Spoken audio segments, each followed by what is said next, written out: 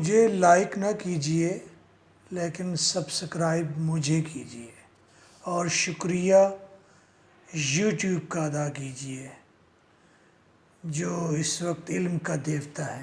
Keep your mobile aside, feel करें you are in the class और मैं आपके जहन से बातें करूँगा। Bismillahirrahmanirrahim. In syllabus of BA, there are modern essays, and the fifth modern essay is Nagasaki, August 9, 1945. Nagasaki is the name of a city. Nagasaki एक city का नाम है, एक शहर का नाम है। कौन सा शहर है, किस मुल्क का शहर है? ये जापान का शहर है। जापान के सिटी का क्या नाम है बेटा? नागासाकी। नागासाकी में अगस्त 9 को 1945 में एक बहुत बड़ा इवेंट पेश आया था। यानी कि इस दिन 9 अगस्त को 1945 पर, इस दिन जहां पर नागासाकी पर एटम बम गिराया गया था। एटम बम गिराया गया था इसके किसके ऊपर? सिटी के ऊपर। कौन है सिटी के ऊपर? नागासाकी। नागासाकी किस कंट्री का सिटी है? जापान का। आइए पहले देखते हैं कि इस सिटी पर एटम बम गिराया क्यों गया है। पहली बात तो ये सोचते हैं, फर्स्ट वर्ल्ड वार शुरू हुई है 1914 से और 1918 पर ख़त्म हो गई, और इस वर्ल्ड वार में जर्मनी को शिकस्त हुई थी। क्लियर? फिर जर्मनी वाले फिर एक बार ताकतवर रह हुए और जर्मनी ने फिर एक वॉर शुरू की, सेकंड वर्ल्ड वार शुरू की। और सेकंड वर्ल्ड वार जो कि डेट्स जिसकी वेरी हैं, मैं एज्यूम करता हूँ 1939 से शुरू हुई और ये वर्ल्ड वॉर सेकंड 1948 पर ख़त्म हो गई। क्लियर? देखो, सेकंड वर्ल्ड वॉर 1939 से शुरू हुई और 1948 में ख़त्म हुई। इसी पीरियड के दरमियान में 1945 आ रहा है, यानी कि इसी के दरमियान में 1945 आ रहा है।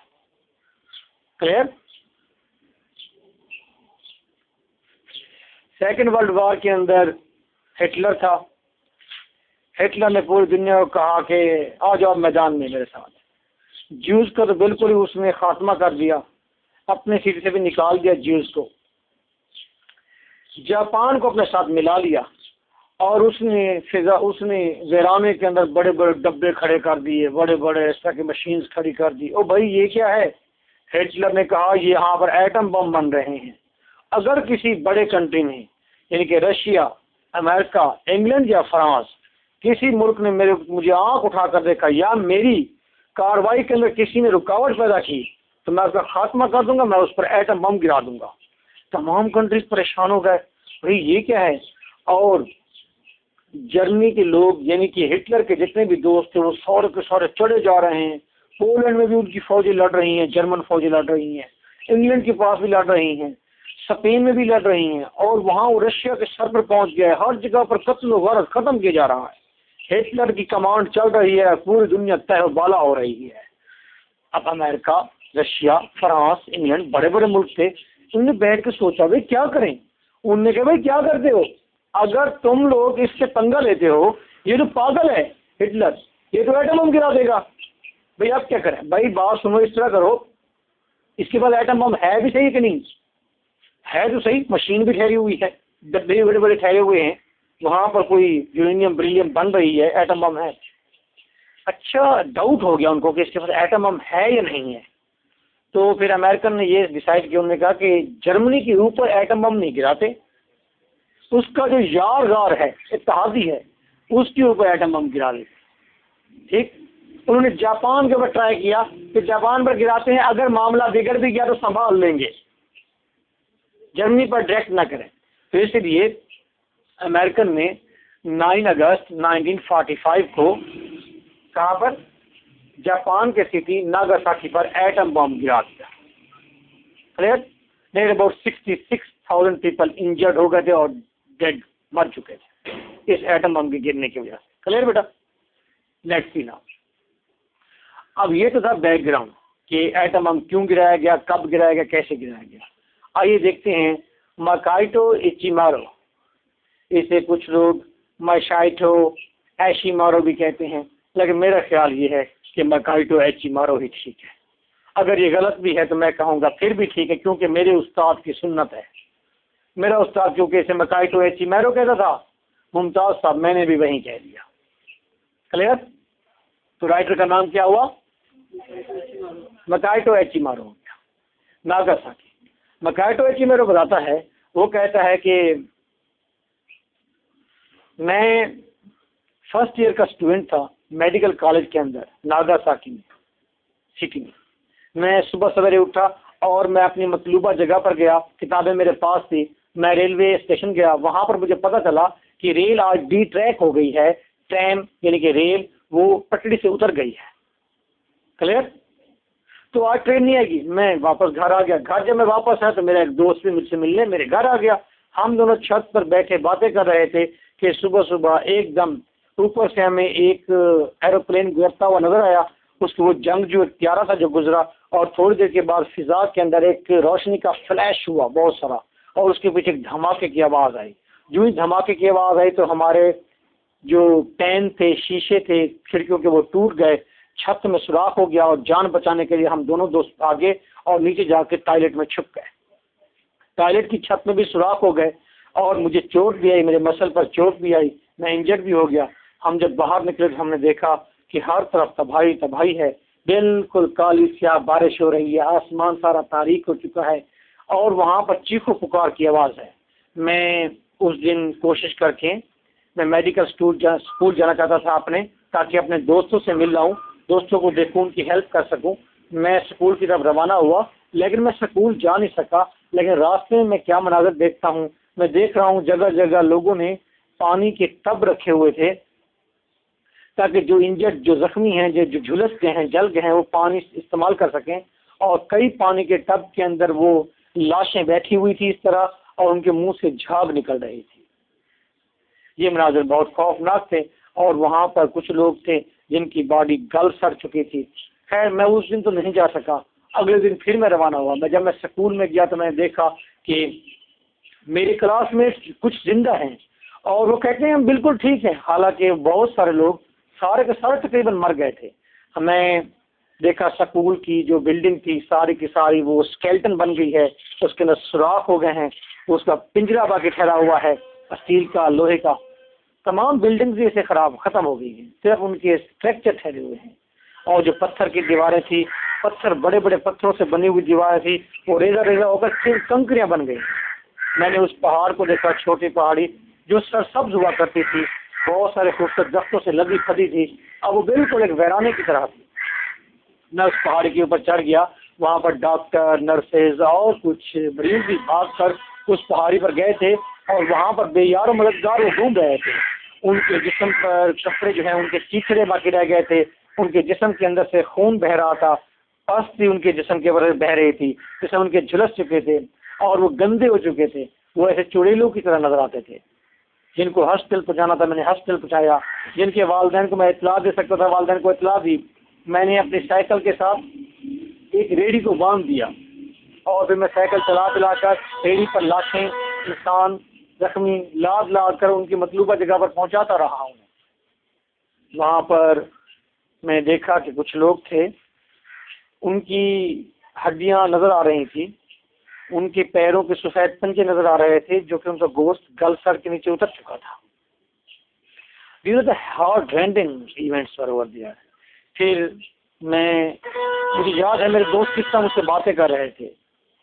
वो हालांकि अब नॉर्मल हो चुके थे, बीमार हो चुके थे, वो सही नहीं थे, लेकिन फिर भी वो कहते कि हम सही हैं, हम बिल्कुल ठीक है, हमें कुछ भी नहीं हुआ। वो जो मेरा दोस्त मेरे साथ था, वो जूडो का बहुत अच्छा प्लेयर था, सेहतमंद था। वो एक हफ्ते के बाद घर चला गया था और घर भी सही पहुंच गया था, लेकिन बाद में मुझे पता चला कि वो भी मर गया है। मेरे बहुत सारे दोस्त पेचिस की बीमारी मुब्तला हो गए। ये ताबकारी मादे थे जिसकी वजह से बहुत सारी बीमारियों का शिकार हो रहे थे सारे के सारे लोग। बहुत सारे लोग मर गए। इतनी लाशें थी कि उनको इकट्ठा करना भी बहुत बड़ा काम था।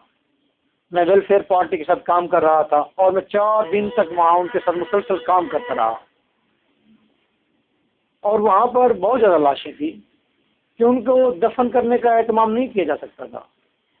हमने सारी लाशें इकट्ठी की, एक बहुत बड़ा ढेर लगाकर हमने उन्हें जला दिया लाशों को। और वो कहता है कि मुझे आज भी उन लाशों के अंदर आग के दरमियान में लाशों के फटने और उनके बाउल्स, उनकी आंतड़ियों की आग के अंदर मूवमेंट आज भी मुझे याद है। किस तरह इंसानी आंतड़ियां उस आग के अंदर हरकत कर रही थी और फट रही थी, मुझे आज भी वो सीन याद है। राइटर कहना चाहता है, राइटर कहते हैं कि 15 अगस्त को राइटर अपने गांव की तरफ रवाना हुआ और वो अपने गांव चला गया, लेकिन वो सारे मनाजिर आज तक भूल नहीं सका। राइटर आखिर में यही मैसेज देता है, वो कहता है कि कुछ भी हो, दोबारा एटम बम का इस्तेमाल नहीं होना चाहिए। चाहे कुछ भी हो जाए दुनिया के अंदर, लेकिन एटम बम इस्तेमाल नहीं होना चाहिए। Clear? That was the essay by doctor Makaito Echimaro, Nagasaki, August 945। इंसान इंसान है, जहाँ भी इंसान को तकलीफ है वहाँ पर इंसान एहतजाज करे। दुख सबका सांझा है। जब हम मुसीबत में होते हैं तो हमारी मदद को भी वो लोग आप पहुँचते हैं जो सारी जिंदगी हमसे लड़ते ही रहते हैं और जिनसे हमारे इख्तलाफात हैं। हमें भी उनकी मदद करनी चाहिए और हमें हसल मकदूर यही एम रखना चाहिए कि हम इंसानों की मदद करें, ना कि इंसानों को नुकसान पहुंचाए। इंसान नहीं मरना चाहिए। That is my point of view कि इंसान नहीं मरना चाहिए। कोई एम पूरा होता है नहीं होता नाटा मैटर, इंसान नहीं मरना चाहिए। Human life is very important. जिसने एक इंसान को बचाया उसने पूरी इंसानियत को बचाया।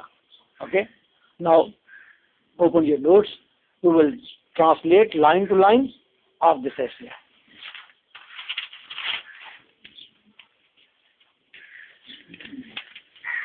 There are near about 10 questions are over there, 10 or 12 questions हैं। इन 10 और 12 questions के एक ही आंसर है।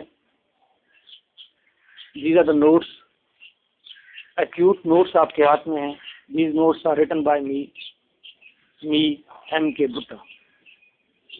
Now आंसर की ट्रांसलेशन देखिए। On August 9, 1945, a US Air Force plane, American एक एयर फोर्स प्लेन जहाज, रिलीज एन एटम बॉम्ब, उसे छोड़ दिया, फेंक दिया एक एटम बॉम्ब। कहाँ? ऑन नागासाकी, जापान के सिटी नागासाकी पर। About 1/3 of the city was destroyed, तकरीबन 1/3 सिटी जो है डिस्ट्रॉय हो गया। And some 66,000 people were killed and injured, तकरीबन 66,000 लोगों को या तो वो इंजर्ड हुए हैं, जख्मी हुए हैं, या वो मर गए हैं। डिस्ट्रक्शन, देखें इसमें क्या तबाही हुई है।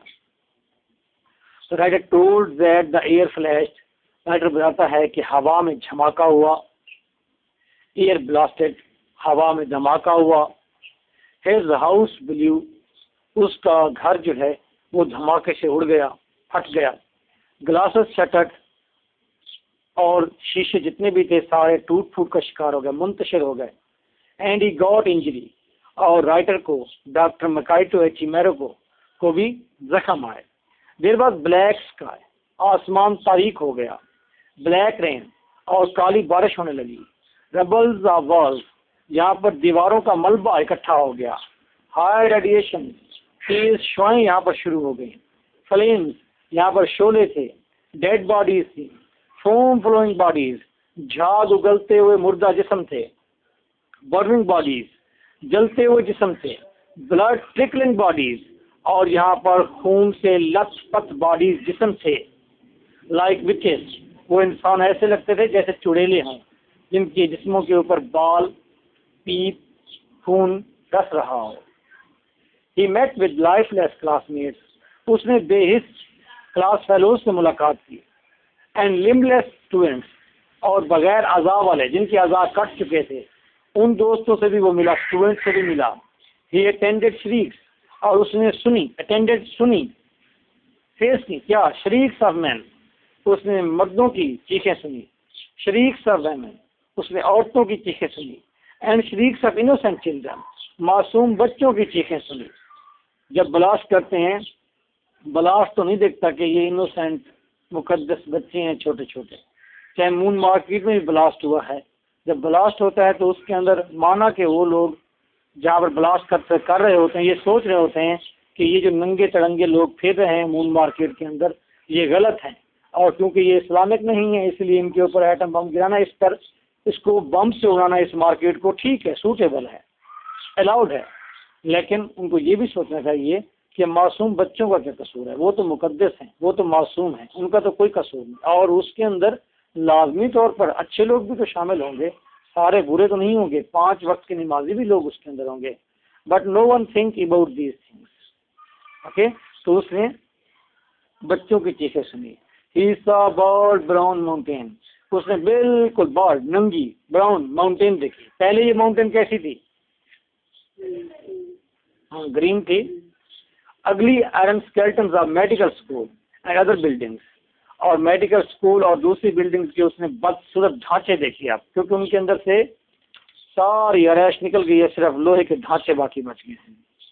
वर्क मकाइटो एचिमारो ने वर्क क्या किया, काम क्या किया इन दिनों में, 4 दिनों में। Writer work with the relief parties, writer ने निजात दहिंदा पार्टीज के साथ मिलकर, यानी कि रिलीफ पार्टी, मदद देने वाली पार्टी के साथ मिलकर काम किया।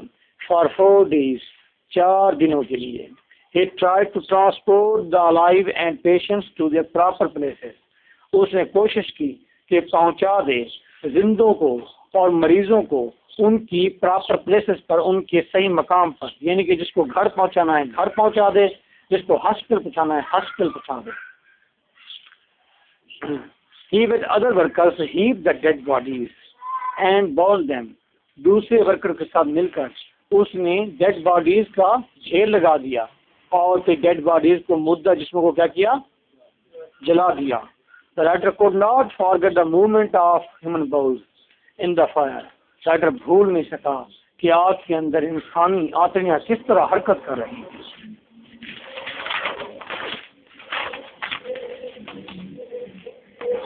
Moral, the heart-rending event of this essay reminds us the hell of Dante, ये जो दिल को दहला देने वाला इवेंट है इस ऐसे का, ये हमें याद दिलाता है डांटे की जहन्नम। डांटे एक राइटर है जो कि 13वीं सेंचुरी में आया था, 13वीं सदी में आया था। उसने एक पोएम लिखी थी, उसका नाम था हेल, ठीक है, जहन्नम उसका नाम है। That was excellent one. उसके अंदर दिखाया उसने कि किस तरह लोग अपने सरों के ऊपर आग के बड़े बड़े टोकरे लादे फिर रहे हैं, लोगों के जिस्मों के अंदर आग कैसे हरकत कर रही है, लोग बर्फ के अंदर किस तरह से फंसे हुए हैं, जो ठहरे हुए हैं, उनको जहन्नुम के अंदर किस किस तरह की सजाएं मिल रही हैं, उसे सारी सजाएं मिल रही थी। और जहन्नुम को देखकर इंसान खौफ दहल जाता है, डर जाता है डांटे की उस जहन्नुम को पढ़कर। क्लियर? बहुत मशहूर उसकी पोएम है, बहुत मशहूर किताब है डांटे की जहन्नुम। तो ये ऐसे भी पढ़कर हमें डांटे की जहन्नुम याद आ जाती है। यहाँ तो बिल्कुल वैसा ही मंजर है। It feels sickness and terror in us, और ये ऐसे जो है हमारे अंदर सिकनेस, हमारे अंदर उदासी भर देता है, हम परेशान हो जाते हैं, सिकनेस भर देता है, टेरर, और हमारे अंदर खौफ पैदा कर देता है। It reveals the measles of Mankind, ये इंसान के गंदे दानों को जाहिर करता है।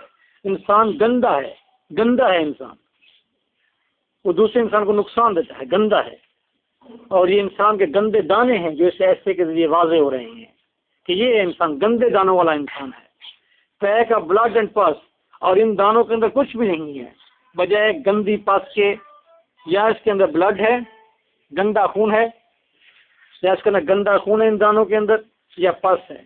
राइटर कहता है, I cannot capture the magnitude of this misery, of the misery and horror. I cannot capture, मैं देख नहीं सकता था। मैग्नीट्यूड बहुत ज्यादा, मिजरी दुख, हॉरर खौफ, इतना दुख और हॉरर मैं देख नहीं पाया ऐसा जो मैंने देखा। यानी कि यार हम कहते नहीं यार मुझे देखा नहीं जा रहा था, तो भी यही कह रहा है कि जो कुछ मैंने देखा मुझे देखा नहीं जा रहा था। Never again should these terrible nuclear weapons be used, दोबारा कभी भी ये न्यूक्लियर वेपन्स इस्तेमाल नहीं होने चाहिए। नो मैटर व्हाट हैपन, चाहे कुछ भी हो जाए। After the first atomic bomb test Bainbridge said. Bainbridge was also the part of the parliament when the America first time experienced the atom bomb. जब पहली बार अमेरिका ने एटम बम का तजर्बा किया था तो बेनब्रिज नाम का एक आदमी था जो ये कहता रहा कि आपने एटम बम बना लिया है लेकिन एटम बम को आप रिवील ना करें, इसका तजर्बा ना करें, क्योंकि जब आप एटम बम का तजर्बा करोगे तो इतने ज़्यादा लोग आप एकदम मार सकते हो, तो लोग डर जाएंगे, खौफ में मुब्तला हो जाएंगे, लोग आपसे कम्पीट करेंगे, लोग भी एटम बम बनाएंगे, पूरी दुनिया में लोग एटम बम बना लेंगे, फिर इंसानियत को बहुत ज़्यादा खतरा हो जाएगा, जो कि आज हो रहा है। तो बेनब्रिज क्या कह रहा था? वो कह रहा था कि एटम बम ना बनाया जाए। जब पहला तजर्बा कर लिया गया, बेनब्रिज की बात को रिजेक्ट कर दिया गया। अमेरिका ने जब पहला तजर्बा किया तो फिर बेनब्रिज ने कहा now we are all sons of bitches, अब हम तमाम कुत्तिया के बच्चे हैं। अपने अमेरिकन को कहा था, उसने कहा अब हम कुत्तिया के बच्चे हैं, गंदे हैं हम लोग, क्योंकि हमने इंसानियत की तबाही का एक एलिमेंट बना लिया है, इंसानियत की तबाही का एक वेपन बना लिया है। और आज देखें अमेरिका के एटम बम बनाने के बाद देखो सारी दुनिया ने एटम बम बना दिए हैं। किसका फ़ायदा है एटम बम बनाने में? नुकसान ही नुकसान है, चाहे अमेरिका इस्तेमाल करे, चाहे पाकिस्तान इस्तेमाल करे, चाहे इंडिया इस्तेमाल करे, नुकसान तो इंसान का है। और किस इंसान का? हम गरीबों का नुकसान है, जो सिंपल सादे लोग हैं, जो कहीं भाग कर जा भी नहीं सकते आसानी से। ठीक है बेटा, अगर अल्लाह ना करे कभी ना हो ऐसा, पाकिस्तान पर एटम बम पिछले दिनों अफवाह फैली हुई थी कि एटम बम गिराता है इंडिया। अगर पाकिस्तान पर गिरा है, आपके तमाम पार्लियामेंट, आपके सारे के सारे जो लगारी मजारी उस्ताद जो बड़े बड़े बैठे हैं फ्यूडल्स, इनके जो अपने एरोप्लेन हेलीकॉप्टर हैं तो चले जाएंगे। आप कैसे जाएंगे? आप कहाँ जाएंगे? आपको मरने के लिए छोड़ देंगे। नुकसान तो हो गया ना, इंसान तो मर गया ना। तो ये एटम बम होना नहीं चाहिए था। मैं तो बल्कि ये कहूँगा कि कदीर खान एटम बम हमें बना कर ना देता, बल्कि वो ऐसी चीज़ बना कर देता जिससे पूरी दुनिया के एटम बम भी जाम हो जाते हैं, डिस्ट्रॉय हो जाते हैं, फ्यूटाइल हो जाते हैं, वेस्ट हो जाते हैं, जीरो हो जाते हैं। मैं क्यों उसके लिए खड़ा होकर तालियां बजाता? अब मैं कदीर खान के लिए तालियां नहीं बजाऊंगा, क्योंकि उसने भी तो ऐसा वेपन बनाया है जिससे इंसानियत को फिर नुकसान पहुंचना है। चाहे वो इंसानियत अफगानिस्तान की है, चाहे वो रशिया की है, चाहे वो चाइना की है, चाहे वो इंडिया की है, चाहे वो ईरान की है, चाहे वो अमेरिका की है, जहाँ भी गिरेगा पाकिस्तानी एटम बम भी नुकसान ही करेगा। इस तरह मैं कंडेम करता हूँ कि जितने बाकी कंट्रीज़ हैं जो लोग ये एटम बम बना रहे हैं, दैट्स अ वेरी रॉन्ग, ये बिल्कुल गलत चीज़ है। बल्कि एटम बम को ख़त्म करने का कोई तरीका निकालना चाहिए, ना कि बनाने का। हमें इंसानियत को सिक्योरिटी देनी है, इंसानियत को हिफाजत देनी है, इंसानियत को खुशी देनी है, इंसानियत को ज़िंदा रहने का मौका देना है, ना कि इंसानियत को ख़त्म करना है। हमें अच्छी चीज़ सोचनी है, बेहतर सोचना है। सोने